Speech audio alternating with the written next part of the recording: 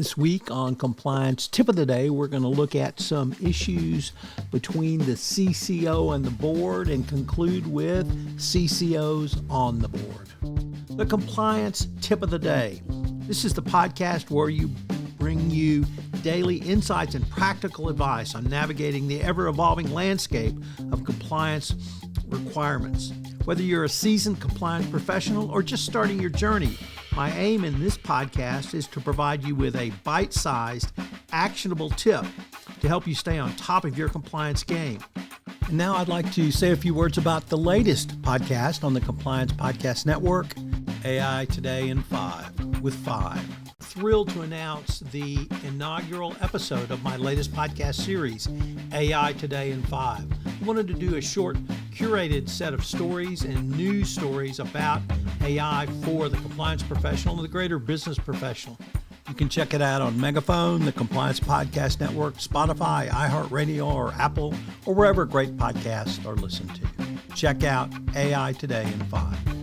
Today we continue our week-long series where we consider several questions about compliance officers working for or with the board of directors. Today we consider the role of a CCO in preparing the board for the next crisis. Unfortunately, in today's world of 2025, crises are not if but when. A CCO is often an early warning system, translating risk from the operating level into insights for the board. In a crisis, this role becomes magnified. The CCO must help the board anticipate threats, stress level plans, and avoid common pitfalls that derail effective responses.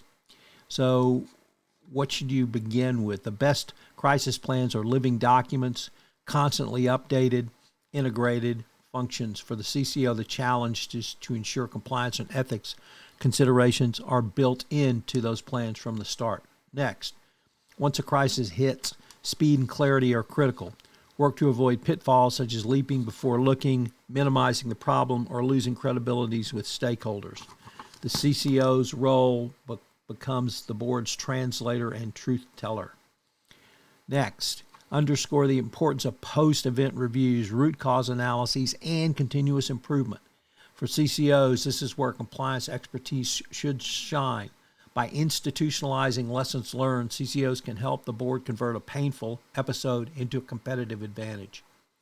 Boards must balance guiding management while not being overwhelmed themselves.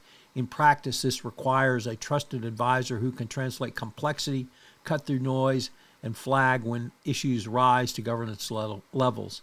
That is often the CCO, who is in essence the board's crisis Sherpa, guiding directors through treacherous terrain with foresight, facts, and fidelity. Crisis is not a hypothetical, but it's cyclical. Boards that prepare systematically will emerge stronger, but preparation is not the sole work of the board going forward, or the sole task of directors or even management. A chief compliance officer must bridge the gap, embedding compliance into resilience plans, guiding directors during responses, and ensuring those lessons are institutionalized. The next crisis will come. We don't know what it will be, cyber regulatory, reputational, geopolitical, but we do know this. Boards that succeed will have a compliance leader at their side who combines regulatory expertise with cultural insight and who can guide directors. So what are today's 3 key takeaways? Well, actually, we have a CCO's checklist for board crisis preparedness. Number 1, ensure crisis plans are compliance inclusive, integrate regulatory, ethical, and third-party risks. 2, broaden board exercises. Advocate for tabletop simulations beyond cyber, include fraud sanctions, whistleblower events, and activist campaigns. 3, define escalation triggers. Codify when compliance issues must be elevated to the board. 4, champion transparent communications, push for fact-based, values-aligned messaging. 5, include employees, make internal communications as robust as external messaging. 6, drive post-crisis reviews, both. And 7, educate directors.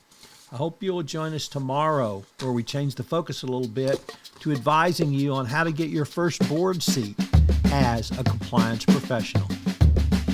Things that I'm happy to do for you, the compliance profession, is if you have a question or a series of questions you would like some compliance tips on, I'm happy to take any requests that you might want, certainly anonymize them, and give you a quick tip, either one quick tip or maybe a week's worth of quick tips. So if you have any tips you want about your compliance program, you can shoot me an email at tfox@tfoxlaw.com.